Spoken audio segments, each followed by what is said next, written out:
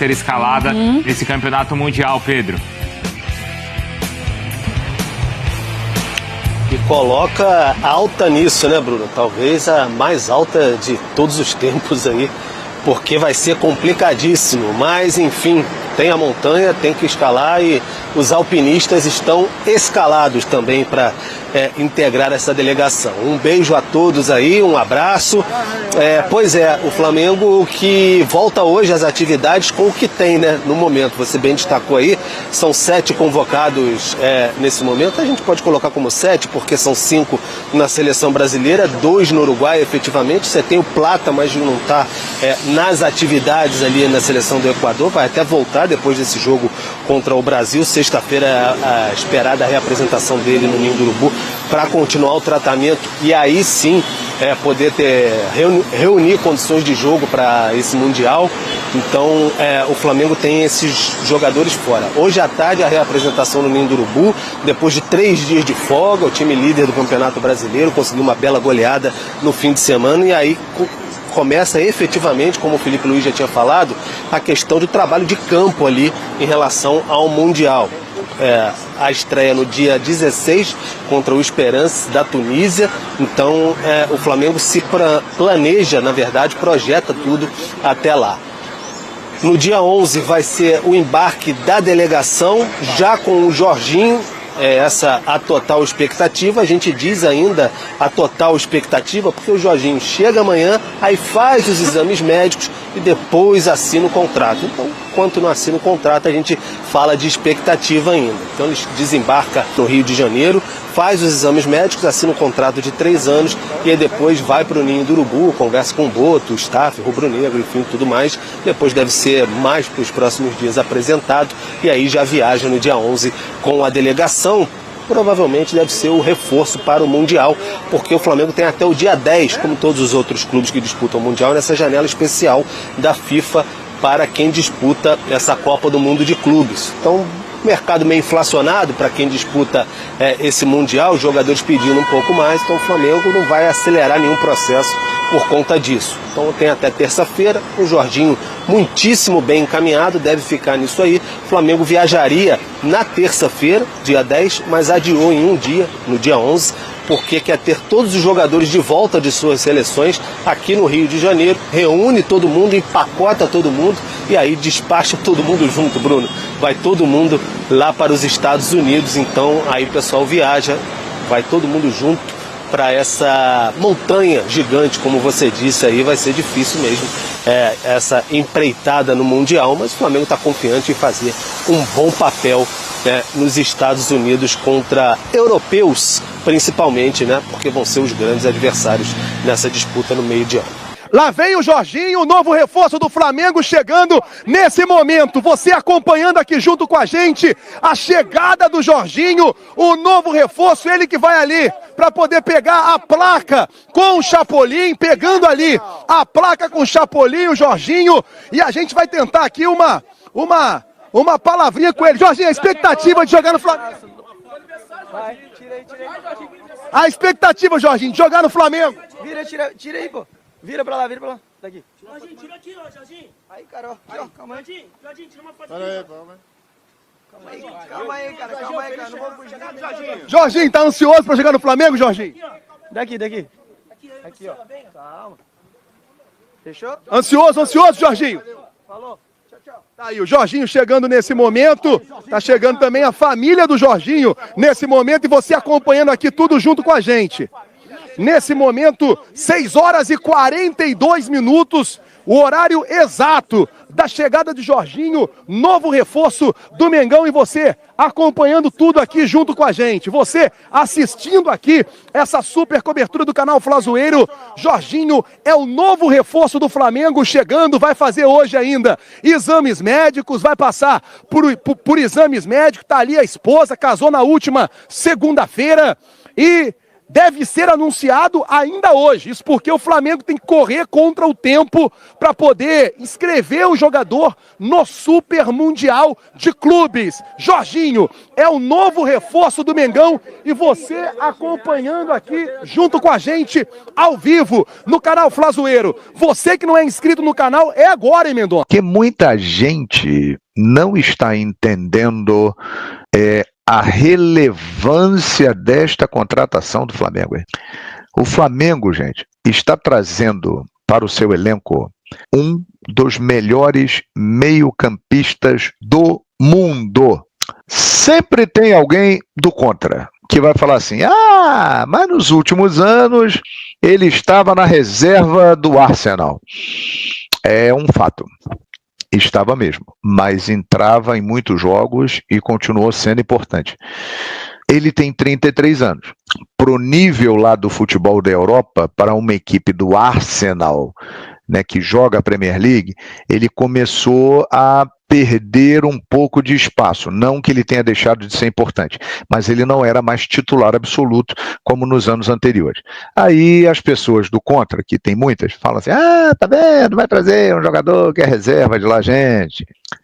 Esses caras que jogam na Europa, e nós tivemos no próprio Flamengo grandes exemplos recentemente, Rafinha, Felipe Luiz, que hoje é o treinador do Flamengo.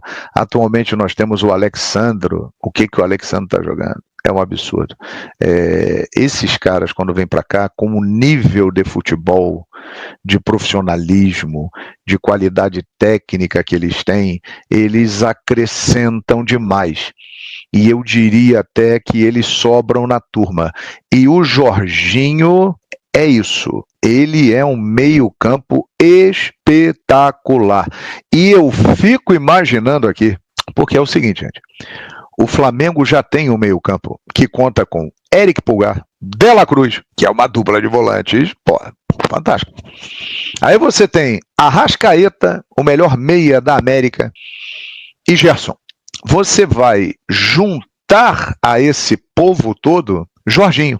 Você acompanha a carreira do Jorginho? Eu vou trazer para você a história do Jorginho, para você entender melhor. Vamos lá, olha aqui, Jorginho. Muito bem. Gente, ele é de Imbituba, Santa Catarina, mas ele tem uma história muito curiosa, assim, ele jogava lá na terra dele, né, nas categorias de base lá, e ele foi descoberto por uma dupla. Essa história é bem interessante, essa história é bem legal. Ele foi descoberto em 2007 por dois caras, Ricardo Pritiantelli e o ex-goleiro Giovanni Galli. Eles eram olheiros do Hellas Verona, da Itália. E viram aquele jovem jogador de Imbituba atuando nas competições ali de Santa Catarina. E decidiram, na época, desembolsar 35 mil euros para tê-lo em Vêneto. Ou seja, ele não jogou no futebol brasileiro. Aí ele foi para lá em 2007 e ficou nas categorias de base do Hellas Verona. Aí ele foi emprestado a uma equipe chamada San Bonifacese em junho de 2010 para jogar a segunda divisão lá, para ganhar experiência, atuando em 31 partidas, marcando gols, fez 31 gols nesse time lá em 2010. Lembre-se que ele chegou lá no Hellas Verona em 2007, ficou em 2010, foi emprestado para essa equipe lá da segunda divisão. Aí ele fez 31 gols, deu 10 assistências e retornou ao Hellas Verona em setembro de 2011. E aí ele começou a se firmar, né? Começou a se firmar, começou a evoluir. E aí o histórico dele é esse aqui que vocês estão vendo, ó. Ele jogou no Hellas Verona de 2007 até 2010 na base, aí foi emprestado para o San Bonifacese, aí em 2011 ele retorna para o Hellas Verona. Eu me lembro que eu transmiti muitos jogos do Jorginho no futebol italiano, porque nessa época aqui, ó, 2012 até 2018, o Fox Sports transmitia o campeonato italiano. Então eu acompanhei muito de perto os jogos do Jorginho. Ele arrebentou no Verona. Aí ele foi para o Napoli, gente. E aí foi a ascensão da carreira dele. Em 2013, ele ficou no Napoli até 2018, participou de um time que depois da equipe do Maradona, na oportunidade foi considerado o melhor time da história do Napoli, até aparecer essa equipe recentemente, que conquistou 2 campeonatos italianos. Então ele foi um cara muito marcante lá no Napoli, ficou lá por 5 temporadas. Aí em 2018 ele dá um salto ainda maior na carreira, ele vai para o Chelsea, e no Chelsea ele ficou lá por 5 temporadas e ganhou, daqui a pouco eu vou dizer os títulos dele aqui, ganhou muita coisa no Chelsea. E esteve no Arsenal nos últimos 3 anos, e aqui nós vamos pegar, ó, olha aqui, nesta última temporada, ele fez 27 jogos, 1 gol, ou seja, ele é um cara que ele estava jogando. Ele não era titular, mas ele entrava bastante nas partidas. Em 2023-24, ele jogou 36 vezes. Em 2022-23, ele jogou 16 vezes, mas porque ele chegou na metade da temporada lá no Arsenal, né? Aí segue aqui a carreira dele e tal, as transferências, aquela coisa toda, e os títulos conquistados por ele. Eu vou ler aqui para vocês. Vocês estão vendo aqui? Mas ele ganhou. Deixa eu pegar aqui a relação direitinho dos títulos conquistados pelo Jorginho. No Napoli, ele ganhou a Copa da Itália 2013 e 2014, que foi um título valorizadíssimo na história do clube, porque foi o primeiro título pós-era Maradona. O Napoli ficou anos sem ganhar absolutamente nada, e eu me lembro bem que eu fazia essas transmissões lá da Itália no Fox Sport, e foi uma comoção, porque o Napoli voltou a ser campeão, e o Jorginho era um pilar desse time. Ganhou também a Supercopa da Itália 2014. Aí no Chelsea ele foi campeão do mundo em 2021, ganhou a Champions League 2020-21, ganhou a Liga Europa 2018-19, eu estive lá nessa final em Baku, narrando pelo Fox Sport, e ganhou a Supercopa da UEFA em 2021. Ele se naturalizou italiano em 2017. O Tite, quando assumiu a seleção brasileira, tinha a ideia de convocá-lo para a seleção brasileira. Mas ele, na oportunidade, achou melhor ir para a seleção da Itália, analisando que teria mais chances por lá, né? E ele seguiu o caminho do futebol italiano e simplesmente ele foi campeão da Eurocopa com a Itália, sendo um dos grandes destaques. Outro título muito especial, porque a Itália tinha ficado fora da Copa do Mundo de 2018, né? A Itália vinha numa crise, que aliás se estendeu depois para a Copa de 2022, que a Itália de novo não foi. E no meio desse período surgiu uma geração italiana que o Jorginho foi um pilar do meio-campo e ajudou a equipe a conquistar a Eurocopa, né? E ele, como prêmios individuais, esteve na seleção da Liga Europa 2018-19, seleção da Liga dos Campeões da UEFA 2020-21, ou seja, as competições europeias que ele ganhou, ele foi escolhido como o melhor meio-campista porque ele estava nas seleções. Ele esteve na seleção da Eurocopa 2020, ou seja, ele arrebentou também na Eurocopa. Ele esteve na seleção. Melhor jogador da Europa 2020-2021.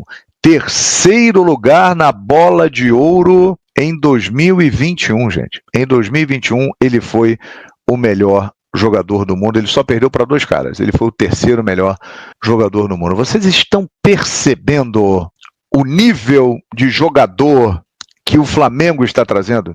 Me desculpem, quem fala mal dessa contratação fala por desconhecimento total e absoluto. O Jorginho é um jogador que, como diz o Bruno Henrique, ele coloca o meio-campo do Flamengo e o time do Flamengo em outro patamar. Ele é um craque, ele é um craque.